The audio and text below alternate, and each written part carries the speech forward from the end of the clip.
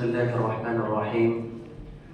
الحمد لله رب العالمين والعاقبة للمتقين ولا عدوان إلا على الظالمين، والصلاة والسلام على سيد الأنبياء وإمام المرسلين محمد بن عبد الله الأمين وعلى آله وصحبه أجمعين. أما بعد، أعوذ بالله من الشيطان الرجيم. بسم الله الرحمن الرحيم. ما يلفظ من قول إلا لديه رقيب عتيد. وقال النبي عليه الصلاة والسلام: ألا كلكم راع وكلكم مسؤول عن رعيته، أو كما قال عليه الصلاة والسلام. قابل احترام سامعین، عزیز طلبہ، آج جس موضوع پر آپ حضرات کے سامنے مجھے گفتگو کرنی ہے وہ نہایت ہی حساس اور نہایت ہی اہم موضوع ہے. وہ موضوع ہے کہ ملی قیادت کے لیے ضروری اوصاف اور خصوصیات کیا ہیں، وہ کون سی کوالٹیز ہیں اور وہ کون سی خصوصیتیں ہیں اور وہ کون سے اوصاف ہیں جو ایک قائد کے اندر لازماً ہونا چاہیے. اس موضوع کے انتخاب کی دو وجہ ہیں. ایک وجہ تو یہ ہے کہ کل جب آپ میدان عمل میں آئیں گے مکمل طور پر، تو مختلف موقعوں پر آپ کے ذمے یہ کام آئے گا کہ آپ قیادت کے لیے چند لوگوں میں سے کسی کا انتخاب کریں. ایسی صورتحال میں آپ کے لیے یہ ضروری ہوگا کہ آپ کسی کا بھی انتخاب کرنے سے پہلے یہ دیکھیں کہ آیا ان کے اندر یہ خصوصیات اور یہ اوصاف موجود ہیں، پائی جاتی ہیں یا نہیں ہیں. اور اگر اللہ نے چاہا، قیادت خود سے مانگنی نہیں چاہیے، اللہ نے چاہا اور حالات کا تقاضا یہ ہوا کہ آپ کو قائد بننا پڑے ملت کا، ملت کے کسی بھی خاص کام سے متعلق آپ کو اگر ذمہ داری دی جائے، تو ایسے موقع پر آپ کو اپنے اندر بھی جھانکنا ہے اور یہ دیکھنا ہے کہ کیا ہمارے اندر یہ خصوصیتیں، یہ اوصاف اور یہ کوالٹیز موجود ہیں. اگر ہیں تو اللہ کا شکر ادا کریں، اور اگر خدا نخواستہ ان میں سے کوئی ایسی خصوصیت ہے یا کوئی ایسی صفت ہے جو آپ کے اندر نہیں ہے، تو پہلی فرصت میں اس کو اپنے اندر پیدا کرنے کی کوشش کرنا ہے. تو انہی دو وجوہات سے اس موضوع پر میں آپ حضرات کے سامنے گفتگو کرنا چاہتا ہوں. منہج اور طریقہ وہی رہے گا کہ نہ تو بہت زیادہ مفصل ہو گفتگو اور نہ اتنی مختصر ہو کہ بات ہی واضح نہ ہو سکے. کسی بھی ملی قائد کے اندر جو سب سے پہلی خصوصیت ہونی چاہیے وہ ہے اخلاص. معذرت کے ساتھ عام طور سے جب اخلاص پر گفتگو ہوتی ہے تو بس بطور تبرک کے ذکر کر دیا جاتا ہے کہ اخلاص ہونا چاہیے، لیکن آج میں اس طرح سے نہیں گزروں گا. یقین جانیے کہ دنیا کا کوئی بھی اچھا کام اگر اس کے اندر اخلاص ہے تو وہ کام اللہ کی نظر میں محبوب ہو جاتا ہے، اور اس کام کو اللہ عز و جل آپ کے لیے، آپ کے ارد گرد جو لوگ رہتے ہیں ان کے لیے، امت کے لیے، ملت کے لیے نفع کا ذریعہ بنا دیتا ہے. اور اگر خدا نخواستہ کتنا بھی اچھا سے اچھا کام ہو، اس کے اندر اخلاص کا فقدان ہوگا، اخلاص نہیں ہوگا، اللہ پاک کے لیے وہ کام نہیں ہو بلکہ دکھانے کے لیے ہو، سستی شہرت کے لیے ہو، دنیا کے کسی نفع کے لیے ہو ہو سکتا ہے کہ اللہ پاک آپ کا جو مطلوب ہے، جو مقصود ہے، اس میں سے کچھ آپ کو مل جائے، لیکن اصل کے اعتبار سے وہ کام بالکل رائے گا اور بالکل ہی ضائع ہے. چنانچہ حدیث پاک، مشہور حدیث پاک ہے جس میں بطور مثال کے ایک مجاہد، ایک عالم اور ایک ایسا مالدار شخص جس نے اللہ کی راہ میں خوب خرچ کیا ہو، اس کے بارے میں حدیث پاک میں تفصیل سے ہے کہ اللہ پاک کا آخری فیصلہ ہوگا کہ ان تینوں کو منہ کے بل گھسیٹ کر جہنم میں داخل کر دو. اللہ پاک اسے روک کر پوچھے گا کہ عالم سے کہ تم نے علم حاصل کیا تھا، یعنی تم نے کیا کیا دنیا میں؟ وہ کہے گا کہ میں نے علم حاصل کیا اور پوری زندگی علم کی نشر و اشاعت میں ہم نے اپنی زندگی لگا دی. اللہ پاک کہے گا کہ بالکل تمہاری یہ بات بالکل صحیح ہے، لیکن تمہارا مقصد یہ نہیں تھا کہ اللہ پاک خوش ہو، تمہارا مقصد یہ نہیں تھا کہ اللہ اور اس کے رسول کا یہ حکم ہے اس لیے ہم یہ کر رہے ہیں، بلکہ تمہارا مقصد یہ تھا کہ سماج میں، معاشرے میں کہا جائے کہ دیکھو یہ کتنا بڑا عالم ہے، اور دیکھو کہ اس نے اپنی پوری زندگی علم کی خدمت میں لگا دی. سماج میں تم کو کہا گیا کہ تم بہت بڑے عالم ہو، سماج میں تم کو کہا گیا کہ پوری زندگی اس نے علم کی خدمت میں، علم کی نشر و اشاعت میں لگا دی، جو مقصد تھا وہ حاصل ہو گیا. آخرت کے لیے تو تم کوئی سرمایہ لے کر نہیں آئے ہو، تو جہنم ہی تمہارا ٹھکانہ ہے. صحیح ٹھیک یہی کیفیت ایک مجاہد کی ہوگی. اس سے اللہ پاک پوچھے گا کہ تمہارے لیے تو جہنم کا فیصلہ ہوا ہے، لیکن ذرا یہ بتاؤ کہ تم نے کیا کیا ہے؟ وہ کہے گا کہ یا اللہ ہم نے جہاد میں شرکت کی، اور انسان کی جو سب سے قیمتی چیز ہوتی ہے ایمان کے بعد جان، اس کا نذرانہ ہم نے آپ کی خدمت میں پیش کیا.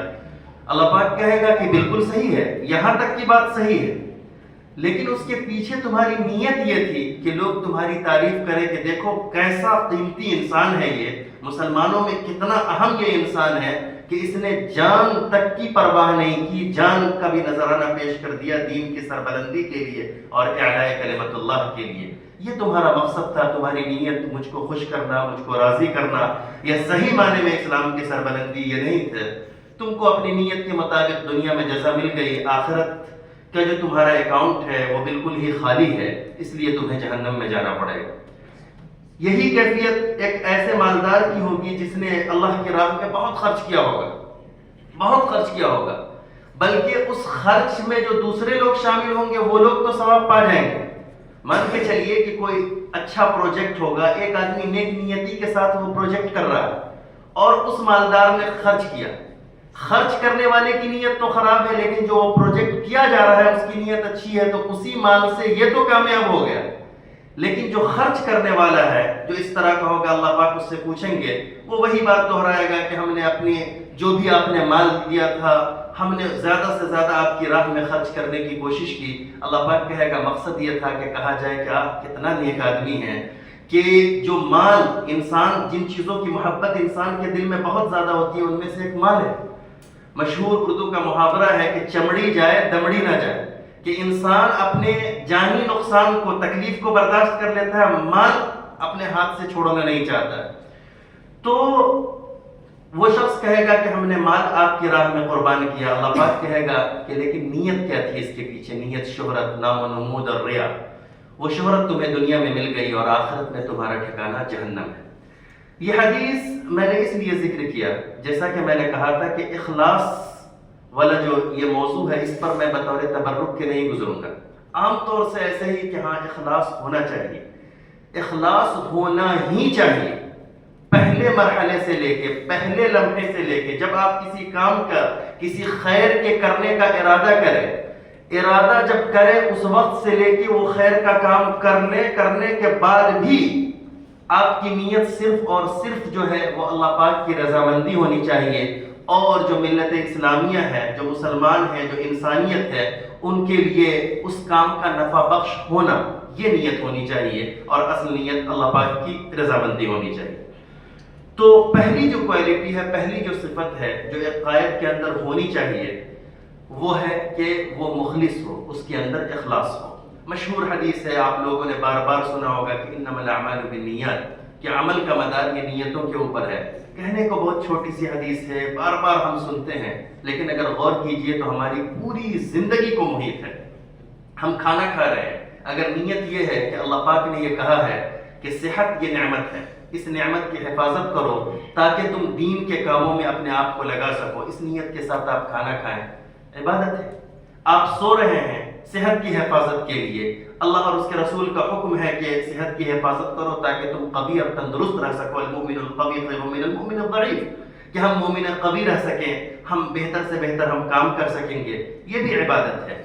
تو معمولی سے معمولی کام، عادتوں والا کام، ضرورتوں والا کام، وہ بھی اگر انسان اچھی نیت سے کرے تو عبادت ہے۔ مشہور حدیث ہے کہ اللہ کے رسول صلی اللہ علیہ وسلم نے یہ فرمایا کہ جب میاں بیوی محبت سے ایک دوسرے سے ملتے ہیں اور جو آخری تعلق ہوتا ہے وہ قائم کرتے ہیں تو اللہ پاک اس پر ثواب دیتا ہے۔ صحابہ کرام کو تعجب ہوا، کہنے لگے کہ اے اللہ کے رسول، یہ تو انسان کی جو اندر کی فطری خواہش ہوتی ہے اس خواہش کو اس نے پورا کیا اور دونوں لطف اندوز ہوئے، ثواب کا کیا مطلب ہے؟ اللہ کے رسول صلی اللہ علیہ وسلم نے کہا کہ الیاذ باللہ، اگر وہی شخص اس خواہش کو، اس ضرورت کو غلط طریقے سے پورا کرتا تو کیا اس کو گناہ ہوتا؟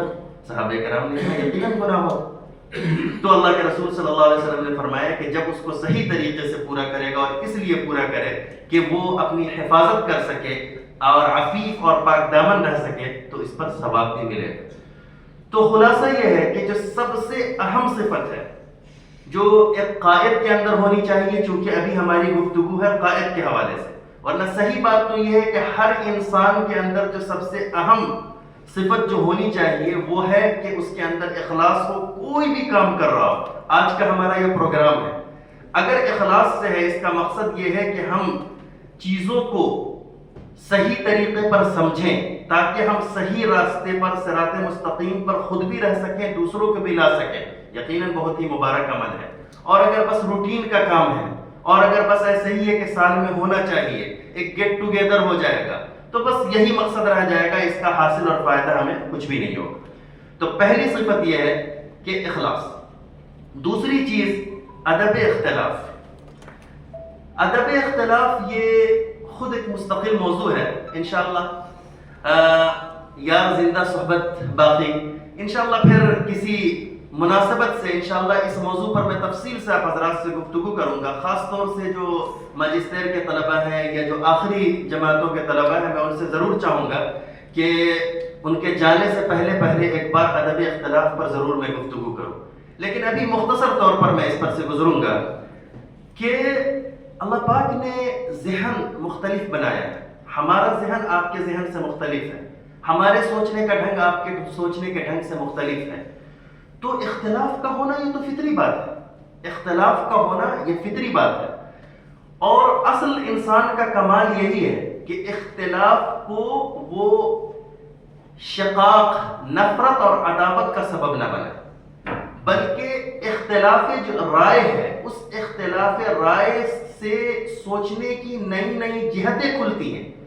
اگر انسان اختلاف رائے کو پوزیٹیو اور مثبت انداز میں لے گا تو اس کا فائدہ یہ ہوگا کہ میں نے ایک رائے دی، آپ نے ایک رائے دی، آپ نے ایک رائے دی، تو مختلف جہتیں کھلتی ہیں، چونکہ انسان چاہے کتنا ہی عبقری ہو، وَمَا أُوتِيتُم مِّنَ الْعِلْمِ إِلَّا قَلِيلًا، انسان اس کو کم علم دیا گیا ہے، اور انسان جو سوچتا ہے وہ اپنے علم اور اپنی سمجھ کے دائرے میں رہ کر سوچتا ہے۔ بسا اوقات سامنے کی چیز ہوتی ہے اور وہ سمجھ میں نہیں آتی ہے، اور دوسرا بندہ جو عام سا بندہ سمجھا جاتا ہے، عام سا انسان سمجھا جاتا ہے، اس کو وہ بات سمجھ میں آ جاتی ہے۔ میں اکثر کہتا ہوں کہ شرح حدیث میں جو حدیث کی جو شروحات لکھی گئی ہیں اس میں جو استنجا کا باب ہے وہ بڑا دلچسپ ہے، پڑھیے۔ بسا اوقات حیرانی ہوگی، بعض لوگوں نے، بہت سارے محدثین نے بڑی اچھی گفتگو کی ہے، لیکن بعض محدثین نے جو طریقے بتائے ہیں، ایسے طریقے بتائے ہیں کہ آپ کو ہنسی آئے گی کہ پوری کتاب جب میں پڑھ رہا ہوں تو اتنا عبقری ذہن ہے ان کا، ایسے نقطے لاتے ہیں، اور اس بحث میں اس طرح کی بات کیوں کر رہے ہیں؟ بس وہی ہے کہ انسان چاہے کتنا ہی بڑا کیوں نہ ہو جائے، اس کے سوچنے کا ایک انداز ہوتا ہے اور جس کے اوپر بہت ساری چیزیں اثر کرتی ہیں۔ تو جیسا کہ میں نے کہا کہ یہ ایک مستقل موضوع ہے جس پر انشاءاللہ کبھی گفتگو ہوگی۔ ابھی مجھے صرف اتنا عرض کرنا ہے کہ جو رائے کا اختلاف ہو، ایک لیڈر کے اندر، ایک قائد کے اندر یہ بات ہونی چاہیے کہ رائے کے اختلاف سے فائدہ اٹھاتے ہوئے نئی جہتوں سے سوچنے کی کوشش کرے، نہ یہ کہ میں نے کہا اور تم نے میرے خلاف کہہ دیا۔ جذباتی ہونے کی ضرورت نہیں ہے، بلکہ جو نئی جہتیں کھلتی ہیں، نئی راہیں کھلتی ہیں، اس سے استفادہ کی کوشش کرنی چاہیے۔ تیسری جو صفت ہے جو قائد کے اندر ہونی چاہیے وہ ہے فروعی مسائل کے اختلاف سے بلند ہو کر متفق ہونا، جو اہم مسائل ہیں اس کے اوپر متفق ہونا۔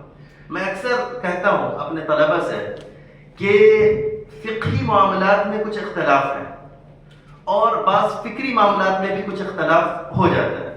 لیکن اگر آپ غور سے دیکھیں گے اور اس پر کام بھی کیا گیا ہے باضابطہ کہ عقائد اور اخلاق دین کا جو بڑا حصہ ہے اس میں عقائد اور اخلاق بھی. اخلاق کو تو ہم دین سمجھتے ہی نہیں ہیں العیاذ باللہ.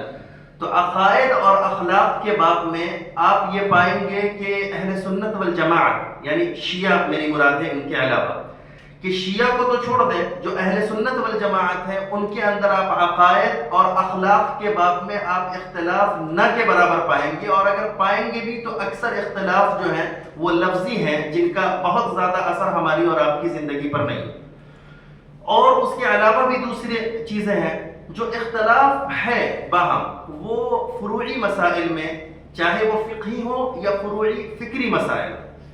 تو جیسا کہ ابھی تھوڑی دیر پہلے کہ جب ذہن مختلف ہے, سوچنے کا ڈھنگ مختلف ہے تو اختلاف ہو سکتا ہے. لیکن میرا سادہ سا سوال ہے کہ اگر کوئی شافعی مسلک کا آدمی رفع یدین کے ساتھ آمین بالجہر کے ساتھ نماز پڑھا رہا ہے اور میں پیچھے بغیر رفع یدین کے اور بغیر آمین بالجہر کے نماز پڑھ رہا ہوں, تو نہ تو میرے سر میں کوئی تکلیف اور درد ہونا چاہیے نہ ہی ان کا سر دکھنا چاہیے. یہ کون سی ایسی چیز ہو گئی بھائی؟ جو مسلمات ہیں دین کے, قرآن ہے, سنت ہے, یعنی اور اسی طرح سے جو مسلمہ عقائد ہیں, اخلاقی امور ہیں, اور اسی طرح سے امت کو جڑ کر رہنا چاہیے, امت کو اختلاف و انتشار سے بچ کر اور بچا کر رہنا اور رکھنا دونوں چاہیے, اور دینی دنیاوی ہر اعتبار سے ترقی کے لیے کوششیں کرنی چاہیے. ان مبادیات, ان اساسیات اور ان اصول میں تو کوئی اختلاف نہیں ہے. تو قائد کے اندر یہ صفت ہونی چاہیے کہ باہم بھی اور دوسرے لوگوں کے اندر بھی اگر کوئی فروعی اختلاف ہو تو اس کو صرف نظر کرے, اور جو بڑے بڑے جو مقاصد ہیں, جو اصول اور مبادیات ہیں جن میں اتفاق ہے, ان کو ساتھ لے کر ان بنیادوں پر جوڑ کر وہ آگے بڑھنے کی کوشش کرے. تو یہ بھی ایک قائد کی خصوصیت ہونی چاہیے. چوتھی چیز, دوسرے مذاہب کے لوگوں سے تعلقات استوار کرنا. یہ بھی بڑا اہم موضوع ہے. ابھی میں مختصر ہی گزروں گا اس پر. اس میں دو باتوں کو ملحوظ رکھنا چاہیے. دوسرے جو مذاہب کے لوگ جن کے ساتھ آپ رہتے ہیں, ظاہر ہے کہ وہ بھی انسان ہیں, اور اللہ پاک نے بحیثیت انسان وَلَقَدْ كَرَّمْنَا بَنِي آدم تمام انسانوں کو مکرم اور معزز بنایا ہے. تو انسانی بنیادوں پر باہمی امداد باہمی کے اصول پر ہمیں دوسرے مذاہب کے ماننے, دوسرے ادیان کے ماننے والے جو ہمارے ارد گرد رہتے ہوں ان سے بھی تعلقات مضبوط اور مستحکم رکھنا چاہیے. اللہ کے رسول صلی اللہ علیہ وسلم کی زندگی خود اس بات کا نمونہ ہے کہ آپ صلی اللہ علیہ وسلم جب مدینہ تشریف لائے تو مدینہ میں چاہے مشرک تھے یا یہودی تھے, آپ صلی اللہ علیہ وسلم نے پہلے دن سے دونوں سے, مشرکین سے بھی اور یہودیوں سے بھی, مشرک تو تقریباً نہیں تھے لیکن ارد گرد میں پھر بھی تھے, تو مشرک اور یہودی دونوں سے اللہ کے رسول صلی اللہ علیہ وسلم نے پہلے دن سے امداد باہمی کے اصول پر اور باہمی ترقی, ایک دوسرے سب کے سب آگے بڑھیں, اسی طرح سے امن و امان قائم رہے, ان بنیادوں پر اللہ کے رسول صلی اللہ علیہ وسلم نے ان تمام سے جو بھی ارد گرد دوسرے ادیان کے ماننے والے تھے ان سے آپ نے رشتہ مضبوط رکھا. تو ایک قائد کی یہ بھی صفت ہونی چاہیے, یہ بھی خاصیت ہونی چاہیے کہ وہ ارد گرد کے دوسرے ادیان کے جو لوگ ہوں ان کو بھی جوڑے رکھیں.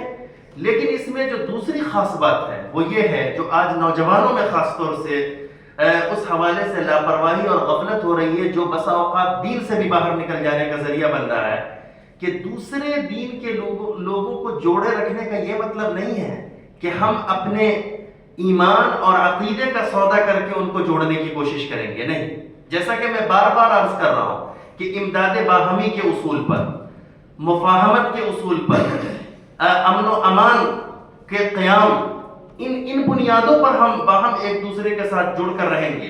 لیکن ایسا نہیں ہے کہ جو چیزیں ہمارے ایمان, ہمارے عقیدہ اور بنیادی دین کے جو اساسیات سے ٹکرا رہے ہوں ان کی قربانی دے کر اگر ہم ان کے ساتھ جڑ کر رہنا چاہ رہے ہیں یا ان کو جوڑ کر رکھنا چاہ رہے ہیں تو پھر ہم مسلمان کہا گئے. تو یہ نہیں ہونا چاہیے. یعنی جو دین کے جو مبادیات ہیں، دین کے جو اساسیات ہیں اور جو عقائد کی چیزیں ہیں، تو ان پر ہم کسی بھی طور پر کمپرومائز نہیں کر سکتے، ورنہ پھر ہمارے اور ان کے درمیان فرق کیا رہے گا؟ تو اسی لیے ہمیں ان کے ساتھ تعلقات استوار رکھنا ہے، لیکن ایمان اور عقیدہ کا سودا کر کے تعلقات استوار نہیں رکھنا ہے، بلکہ جو دوسری بنیادیں ہیں، انسانی بنیادیں ہیں، ان پر ہم کو تعلقات کو استوار رکھنا ہے۔ پانچویں چیز ہے قائد کی پرسنل اور پبلک لائف۔ یہ بہت ہی اہم ہے۔ دیکھیے، ہر انسان کی پرسنل اور پبلک دونوں لائف ہوتی ہے، لیکن جو عام انسان ہوتا ہے اس کی پرسنل لائف بہت بڑی ہوتی ہے، پبلک لائف بہت چھوٹی ہوتی ہے۔ لیکن جو قائد اور لیڈر ہوتا ہے اس کی پرسنل لائف بہت چھوٹی ہوتی ہے، پبلک لائف بہت بڑی ہوتی ہے۔ اس کو مختصر ایسے بھی سمجھ سکتے ہیں جیسے عام انسان ہے، جو اس نے باہر کیا یا جس کو لوگوں نے دیکھا جانا، بس اتنی ہی بات لوگوں کے سامنے آتی ہے، باقی گھر میں اس کے کیا چل رہا ہے، اندر کیا چل رہا ہے، کس کے ساتھ معاملات ہیں، کیا کما رہا ہے، کیا کھا رہا ہے، کسی کو کچھ نہ تو لینا دینا ہے اور نہ کسی کو عام طور سے پتہ ہوتا ہے۔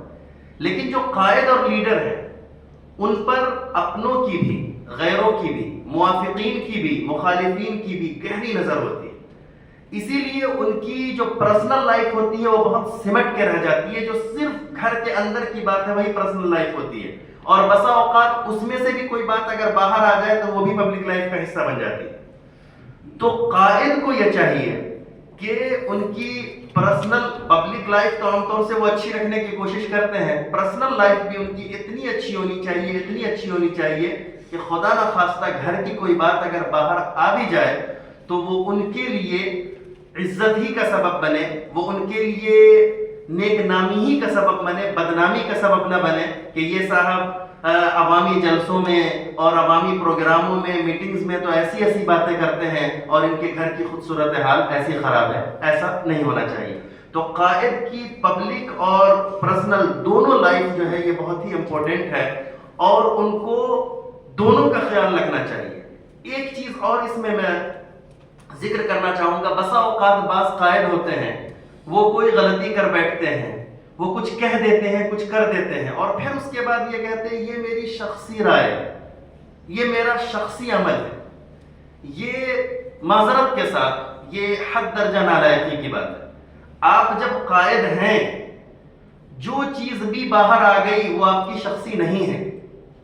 اسی لیے کوئی اگر قائد ہو، کسی بھی ادارے کے ذمہ دار ہوں، کسی بھی تنظیم کے ذمہ دار ہوں، وہ یہ کہہ نہیں سکتے ہیں پبلک میٹنگ میں کہ یہ میری شخصی رائے ہے۔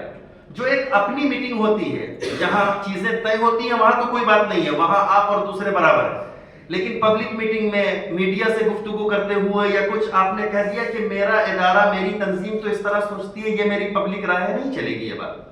بھائی آپ اس ادارے کے جب ذمہ دار ہیں تو آپ کی رائے کو ادارے سے جوڑ کر، آرگنائزیشن سے جوڑ کے دیکھا جائے گا، چاہے وہ آپ کی پبلک رائے ہو۔ اسی لیے قائد کو ہمیشہ کچھ بولتے ہوئے، کچھ کرتے ہوئے ضرور سوچنا چاہیے، اور یہ جو تعویل ہے یہ لغو درجے کی تعویل ہے کہ یہ میری ذاتی رائے ہے یا میرا ذاتی فعل ہے، اس لیے کہ موافقین مخالفین دونوں اس کو آپ کے ذاتی فعل کے طور پر نہیں لیں گے، بلکہ اس ادارے، اس آرگنائزیشن سے جوڑ کر لیں گے۔ اسی طرح سے جو چھٹی چیز ہے وہ ہے شخصی زندگی کا نمونہ ہونا۔ یہ پبلک اور پرسنل لائف سے ہی مربوط یہ چیز ہے کہ شخصی زندگی اگر نمونہ ہوگی تو پبلک اور پرسنل دونوں لائف آپ کی جو سامنے آئے گی بہت اچھی ہوگی۔ اس میں تین چیزیں، ایک تو دینی اعتبار سے بھی، ظاہر ہے کہ ملی قیادت کی میں بات کر رہا ہوں، تو دین کے اعتبار سے بھی ان کی زندگی بہت اچھی ہونی چاہیے۔ عام طور سے ان کے بارے میں جو لوگ جانیں یہ جانیں کہ ہاں عقائد میں بھی مضبوط ہیں، مسجد میں بھی حاضر رہتے ہیں، نمازوں کی بھی پابندی ہے، اور جو دینی معاملات ہیں، جو دوسرے فرائض اور واجبات ہیں ان کا اہتمام کرتے ہیں، دین کے اوپر استقامت ہے اور فکری استقامت بھی انہیں حاصل ہے۔ آج کل ایک عجیب ہوا چل پڑی ہے کہ ہر آدمی یہ کہتا دکھے گا کہ فلاں چیز ہے، اس کو ایسے ہوا ویسے ہوا، لیکن میں اس کو اس طرح سے سمجھتا ہوں۔ یقین جانیے میرے پاس طلبہ بھی آتے ہیں، پوچھتے رہتے ہیں کہ فلاں صاحب کی یہ اس طرح کی رائے ہے اور آج تک جو امت میں اس طرح کی رائے تھی تو کیا اس رائے کو لیا جائے اس رائے کو لیا جائے. فکری استقامت کی میں بات کر رہا ہوں. دیکھیے کچھ چیزیں ایسی ہوتی ہیں جس میں مختلف آراء کا ہونا یہ عام سی بات ہے. اس میں اگر کسی کی بھی کوئی رائے ہے تو کوئی حرج کی بات نہیں ہے، کوئی اعتراض کی بات نہیں. اللہ نے عقلیں مختلف بنائی ہیں، ہر عقل اپنے اعتبار سے سوچ رہی ہے. لیکن اگر کوئی ایسا مسئلہ ہے جو دین کے مسلمات میں آتا ہے، یا کوئی ایسا مسئلہ ہے کہ جس پر ہر زمانے میں بحث مباحثہ ہوا ہے اور امت ہمیشہ سے ایک نتیجے پر پہنچی ہوئی ہے، اب اگر کوئی یہ کہہ رہا ہے کہ نہیں میرے حساب سے ایسا ہے اور جتنا جو پیچھے لوگوں نے سمجھا ہے یہ سب کا سب غلط ہے، آپ عقل کے پیمانے پر بھی اگر ناپیے تو یہ بات غلط ہوگی. اس لیے کہ آپ کیا کریں گے؟ یہ ایسا موضوع ہے جس پر ہزاروں نہیں لاکھوں کروڑوں لوگوں نے غور کیا. ان سارے لوگوں کی عقل کے حساب سے یہ بات ایسی ہے، اور ایک انسان یہ کہہ رہا ہے، دو انسان یہ کہہ رہا ہے کہ نہیں میرے حساب سے یہ بات ایسی ہے. تو جو نارمل ہے اس اعتبار سے بھی آپ اگر دیکھیں کہ کروڑوں عقل غلط ہو سکتی ہے ان کی رائے کی وجہ سے، تو یہ کیوں نہیں غلط ہو سکتے؟ اور یہ ایک عجیب بات دیکھتا ہوں میں اکثر طلبہ سے، خاص طور سے ماجسٹر کے طلبہ سے کہتا ہوں کہ کھل کے آپ گفتگو کیجئے، جو بھی آپ کی رائے ہو، جو بھی آپ کہنا چاہیں. ضروری نہیں ہے کہ آپ مجھ سے موافق ہوں مخالف ہوں، لیکن یہ حوصلہ آپ بھی رکھیے کہ آپ اگر ہزاروں عقل کو غلط کہہ سکتے ہیں تو یہ حوصلہ رکھیے نا کہ ہم بھی آپ کو سیدھے سیدھے کہہ دیں کہ آپ غلط ہیں. آپ کو اس بات پر کیوں اصرار ہے کہ یہ ہزاروں عقلیں تو غلط ہیں اور ان کے اندر استقامت نہیں تھی، بس میری جو فکر ہے، میری جو عقل ہے وہ بالکل صحیح ہے. ہمیں بھی اس بات کا حق دیجئے کہ ہم آپ کی بات کو رد کر دیں کہ ہمارے حساب سے آپ کی بات غلط ہے. خیر یہ ایک الگ موضوع ہے. میں یہ عرض کرنا چاہ رہا ہوں کہ قائد کے اندر دینداری ہونی چاہیے، فکری استقامت ہونی چاہیے. ایسا نہ ہو کہ تھوڑی سی بھدی تعبیر میں کہ تھالی کا بیگن، کہ فکری اعتبار سے کوئی ٹھوس نہیں ہے، استقامت نہیں ہے تو مسائل ہوتے ہیں. دوسری چیز جو ہے کردار. اللہ کے رسول صلی اللہ علیہ وسلم کا مشہور فرمان ہے کہ اتقوا مواضع التهم. بد کردار ہونا یہ تو بہت بڑی بات ہے. قائد کو کوشش کرنی چاہیے کہ ایسا ہو کہ اس پر انگلی ہی نہ اٹھائی جا سکے، کردار کے حوالے سے خاص طور سے. مشہور ہے امام بخاری رحمہ اللہ کا واقعہ، بہت مختصر سا واقعہ ہے لیکن بڑا قیمتی ہے، میں ضرور ذکر کروں گا. امام بخاری رحمہ اللہ ایک بار کشتی میں سفر کر رہے تھے، جہاز میں سفر کر رہے تھے. ان کے پاس 100 دینار یا 1000 دینار، مجھے تعداد صحیح سے یاد نہیں آ رہی، 100 دینار یا 1000 دینار ان کے پاس تھا. دینار وہ سونے والی جو کرنسی ہوا کرتی تھی. تو ایسے ہی باتوں باتوں میں ایک شاطر تھا، اس نے ان سے معلوم کر لیا کہ ان کے پاس اتنے پیسے ہیں. دوسرے دن صبح اٹھا اور وہ شور وابیلا مچانے لگا، ہائے ہائے میرے پاس وہ 1000 دینار تھے اور چوری ہو گئے اور ایسے اور ویسے. کشتی میں جو لوگ تھے، جو سمندری جہاز میں جو لوگ تھے، انہوں نے کہا کوئی مسئلہ نہیں ہے بھائی، جہاز تو مستقل سمندر میں ہے، چیک کر لیا جاتا ہے، دیکھ لیا جاتا ہے، جس کے پاس ملے گا تصفیہ ہو جائے گا. جب چیک کیا گیا، دیکھا گیا تو کچھ نہیں ملا.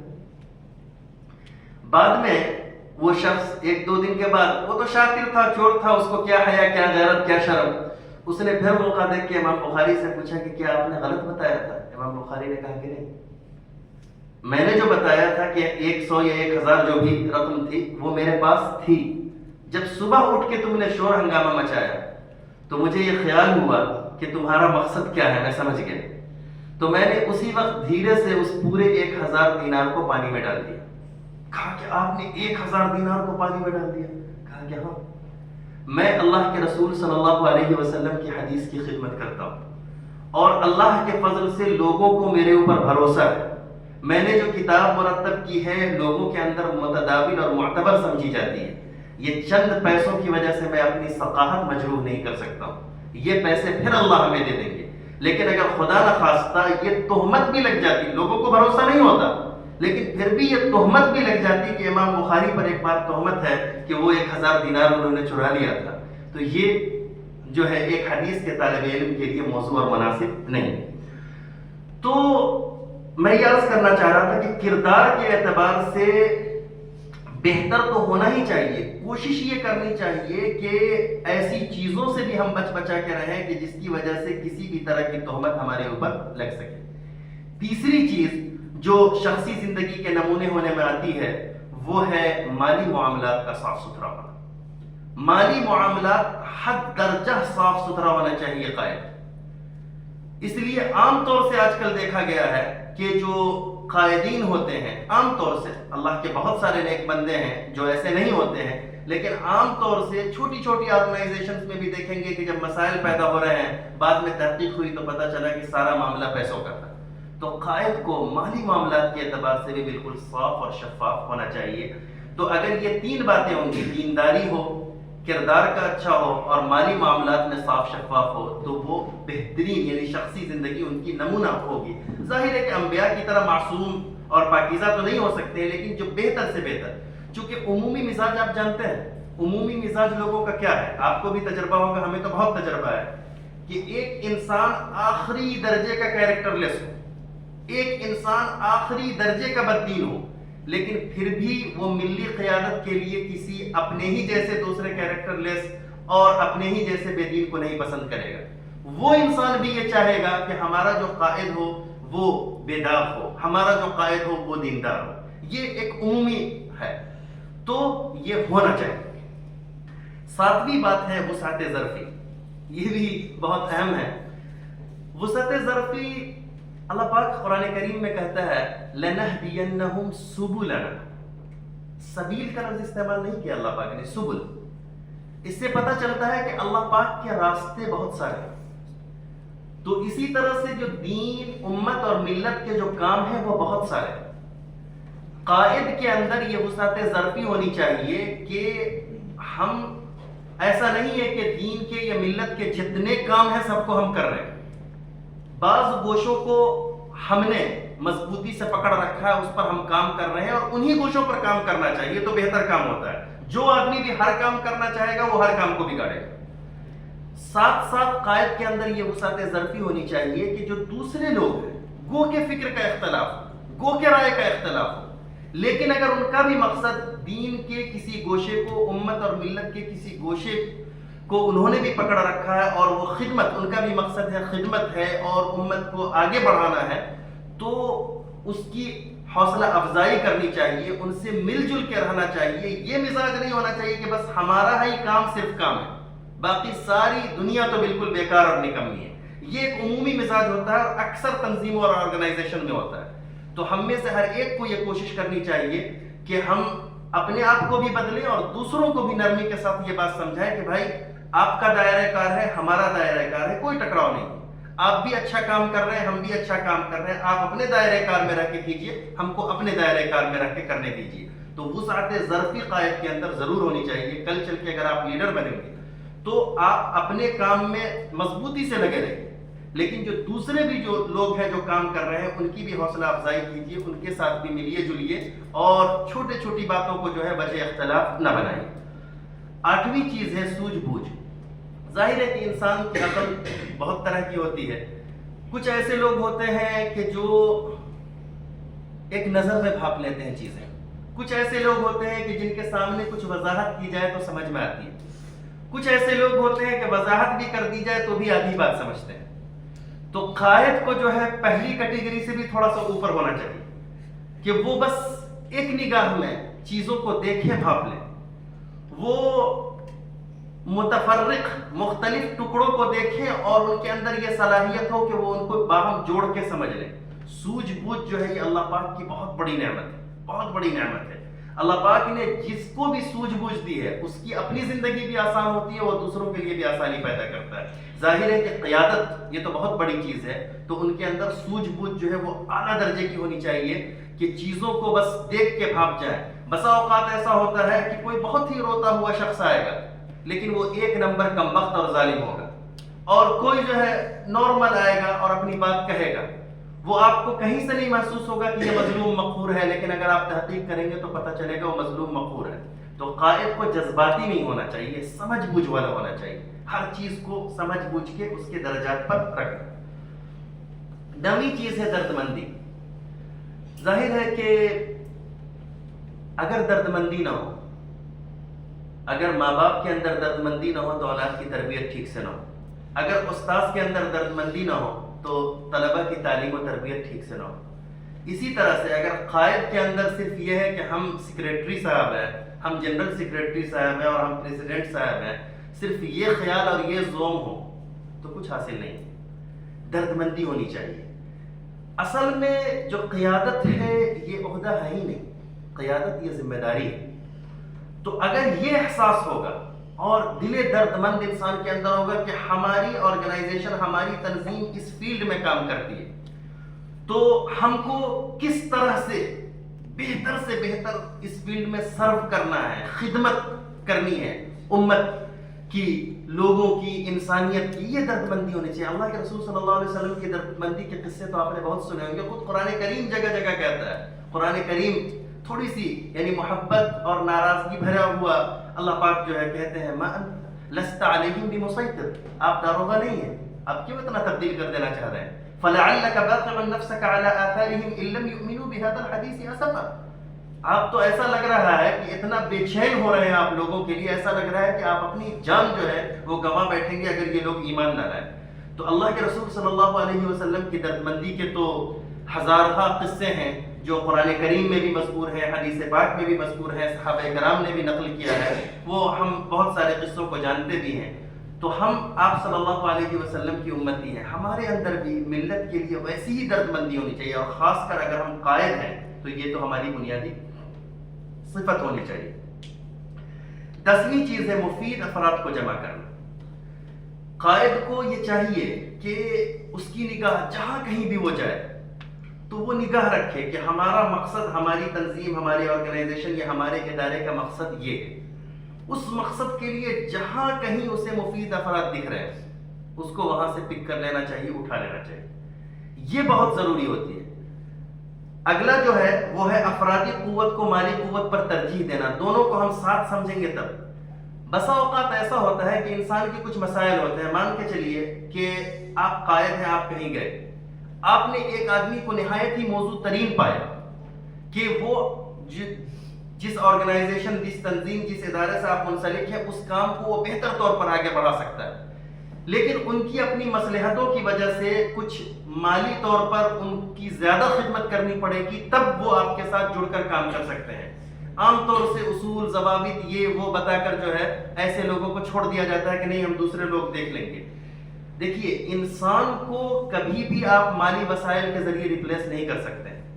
مالی وسائل کی اگر تھوڑی قلت بھی ہو جائے، اگر آپ کے پاس مضبوط، مستحکم، مخلص انسان اگر ہیں تو آپ کسی نہ کسی حد تک کام کو آگے بڑھا کر لے جائیے۔ مال آپ کے پاس کتنا ہی کیوں نہ ہو، اگر افراد آپ کے پاس علیاذ باللہ نکمے جمع ہو جائے تو دن بدن آپ پیچھے ہی چلے جائیں گے، آگے آپ نہیں بڑھ سکتے ہیں۔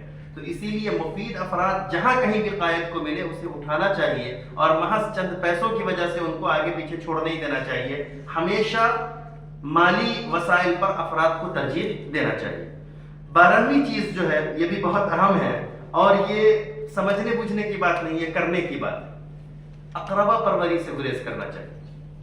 کسی بھی ادارے، کسی بھی تنظیم، کسی بھی آرگنائزیشن میں اگر آپ کسی بھی عہدے پر ہیں تو آپ اپنی ایبیلٹی، آپ اپنی اہلیت اور صلاحیت کی بنیاد پر وہاں ہونے چاہیے، اور اگر علیاذ باللہ آپ اپنے آپ کو اہل نہیں پا رہے ہیں تو پہلے دن استعفیٰ دے کے آپ وہاں سے چھوڑیے، جو کام آپ کر سکتے ہیں وہ آپ کریں۔ لیکن یہ مطلب نہیں ہوتا ہے کہ اگر آپ سیکریٹری ہو گئے تو اب آپ کا بیٹا بھی سیکریٹری ہوگا، آپ کا پوتا بھی سیکریٹری ہوگا، اور پھر قیامت تک آپ ہی کے خاندان میں آپ ہی کے، نہیں، بالکل ہی غلط بات ہے۔ کسی بھی تنظیم، کسی بھی ادارے، کسی بھی آرگنائزیشن، کہیں بھی یہ ہے تو بالکل غلط ہے۔ ہمیشہ جو افراد آنے چاہیے وہ اہلیت اور صلاحیت کی بنیاد پر آنا چاہیے، اقربا پروری کی بنیاد پر کبھی بھی نہیں آنی چاہیے۔ یہ بدترین چیز ہے، کسی بھی تنظیم، کسی بھی ادارے کو پیچھے کرنے میں جو سب سے اہم کردار ہوتا ہے وہ اسی بات کا ہوتا ہے۔ 13ویں چیز ہے وہ ہے تول کر گفتگو کرنا۔ کیا کہا جائے اس پر؟ میں نے خطبے میں جو آیت پڑھی تھی، جان بوجھ کر اسی سے متعلق آیت پڑھی تھی کہ ما یلفظ من قول الا لدیہ رقیب عتید۔ یہ تو اللہ پاک کا فرمان ہے۔ اللہ پاک یہ فرما رہا ہے کہ ہم جو کچھ بھی بولتے ہیں یا جو کچھ بھی لکھتے ہیں، یعنی کسی بھی فارم میں جو ہماری بات ہے، چاہے منطوق ہو، چاہے وہ تحریر میں ہو، چاہے وہ بولی جائے، اللہ پاک کا جو فرشتہ ہے وہ اس کو لکھ رہا ہے، ریکارڈ کر رہا ہے. تو پہلے زمانے میں تو صرف یہ تھا کہ اللہ پاک کا فرشتہ ریکارڈ کر رہا تھا. آج ٹیکنالوجی کی ترقی کی وجہ سے مسائل اور بڑھ گئے، اور سب سے زیادہ جو سمجھداری کی ضرورت ہے وہ اسی میں ہے. اللہ کے واسطے آج بھی آپ سمجھدار بنیے، اور کل جب چل کے قائد بنیے گا، لیڈر بنیے گا، تب تو اور زیادہ سمجھدار بنیے گا. آج آپ دیکھ رہے ہیں کہ یہاں چیزیں ریکارڈ ہو رہی ہیں، بسا اوقات لائیو چل رہا ہوتا ہے. ہم کوئی چیز بول رہے ہیں، اگر ہزاروں لوگ اس وقت اگر ہمیں دیکھ رہے ہیں تو گویا کہ ہزاروں لوگوں کے پاس اسی سیکنڈ وہ بات پہنچ رہی ہے، اسی سیکنڈ وہ بات پہنچ رہی ہے. تو ہمیشہ جو بولنا چاہیے سوچ کے، سمجھ کے، ناپ کر، تول کر بولنا چاہیے. اور جب کبھی بھی آپ گفتگو کیجئے، پہلے کیا ہوتا تھا کہ ہم ایک سماج میں رہتے تھے، وہاں ہم نے گفتگو کی، اس کا مثبت یا منفی جو بھی اثر ہوا وہ اثر اسی سماج پر ہوتا تھا. لیکن آج میں نے ذکر کیا تھا، کوئی تعریف کے لیے الیاذ باللہ نہیں، میں کیا، میرا علم کیا اور میری بساط کیا، میں نے ذکر کیا تھا کہ مجھ جیسا چھوٹا آدمی، میرا ایک طالب علم ہے سعودی عرب میں، اس نے کمپیوٹر انجینئرنگ سے پتہ نہیں کیا کیا ہے، ابھی کینیڈا وغیرہ میں کہیں بیٹھا ہے. اس نے پچھلے سال یا اس سے ایک سال پہلے مجھے ایک ریکارڈ بھیجا کہ آپ جو اردو میں تحریریں لکھتے ہیں اور بعض جو ڈیجیٹل پورٹل والے اس کو شائع کرتے ہیں، وہ 50 سے زائد، بلکہ ایک بار تو اس نے بتایا تھا کہ بعض تحریریں 83 ملکوں سے زائد میں پڑھی جاتی اور دیکھی جاتی ہیں. میں حیران ہوا، بھئی میں کون ہوں، بہت ہی معمولی سا انسان، لیکن 83 ملکوں میں. اس نے کہا کہ بعض ملک ایسے ہیں جہاں 2 آدمی 3 آدمی پڑھنے والے ہیں، 2 ویو 3 ویو ہوا ہے. تو مجھے حیرانی ہوئی کہ مجھ جیسے عام انسان کی تحریر، تو اگر کوئی انسان قائد، لیڈر اگر ہو تو اس کی باتوں کو، اس کی تحریروں کو تقریباً پورے 200 یا جتنے بھی ممالک ہیں وہاں اور کروڑوں میں، یعنی ملینز آف ملینز یا بلینز آف بلینز کہہ لیجئے، اتنا دیکھا اور پڑھا جاتا ہے. تو اگر اچھی بات ہے، مثبت بات ہے، تو اس کا فائدہ بھی اتنا ہی ہوگا اور اللہ پاک کے یہاں ثواب بھی اتنا ہی ہوگا. اور اگر خدا نہ خواستہ وہ بری بات ہے، منفی بات ہے، تو اس کا اثر بھی اتنا ہی ہوگا. اس میں ایک بات صرف ایڈ کر کے میں آگے بڑھوں گا کہ جب کبھی گفتگو کیجئے، خاص طور سے اگر آپ لیڈر ہوں، تو جب کبھی بھی گفتگو کیجئے تو آپ صرف اپنے سماج کو یا اپنے ملک کو سامنے رکھ کے گفتگو نہیں کیجئے، آپ بین الاقوامی تناظر میں گفتگو کیجئے. بسا اوقات ایسا ہوتا ہے جیسے کہ عرب ممالک ہیں، وہاں بعض جو لیڈر ہوتے ہیں، جو سیاسی لیڈران ہوتے ہیں، وہ اپنے ملک کے پس منظر میں ماڈرن اسلام اور فلاں کچھ بھی کہہ دیتے ہیں. ظاہر ہے اس ملک کے پس منظر میں کوئی اتنی خاص بات نہیں ہوتی، کوئی دھیان بھی نہیں دیتا ہے اس کو. لیکن وہی چیز جیسے ہندوستان جیسے ملک، یورپ اور امریکہ جیسے ملکوں میں جا کے وہ مستقل ایک بحث کا، مذاکرہ اور مناقشہ کا موضوع بن جاتا ہے، اور بہت سارے مسائل، پیچیدہ مسائل مسلمانوں کے لیے پیدا کرتا ہے. تو جب کبھی بھی آپ بحیثیت لیڈر گفتگو کریں، اللہ پاک آپ کو لیڈر بنائے، تو ہمیشہ عالمی تناظر میں سوچ کے کہ ہمارے اس جملے کا اثر ہندوستان میں ممکن ہے کچھ نہ ہو، لیکن ہو سکتا ہے کہ امریکہ میں کچھ ہو جائے، تو یہ سوچ کے اور سمجھ کے ہم کو گفتگو کرنی چاہیے.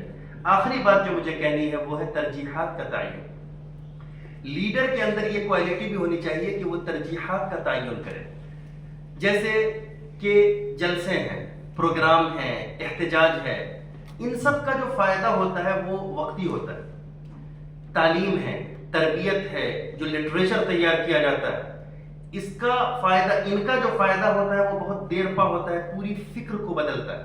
اگر آپ غور سے دیکھیں گے کہ کمیونزم ہو یا کیپٹلزم ہو، جو کچھ بھی ہو، ٹھیک ہے اس کے پیچھے بہت ساری تحریکیں چلی، یہ ہوئی وہ ہوئی، صحیح غلط سے قطع نظر، لیکن سب سے پہلے جو فکر کو بدلا کس نے؟ تحریروں نے بدلا. جو ان کے جو بانیان ہیں یا ان کے جو حامی لوگ ہیں، انہوں نے تحریریں لکھی، لٹریچر تیار کی اور لوگوں تک پہنچایا. تو جلسے ہیں، جلوس ہیں، مظاہرے ہیں، اسی طرح سے تعلیم ہے، تربیت ہے، اسی طرح سے میڈیا ہے. تو ایک قائد کو چاہیے کہ ہر چیز کو بیلنس کر کے رکھے.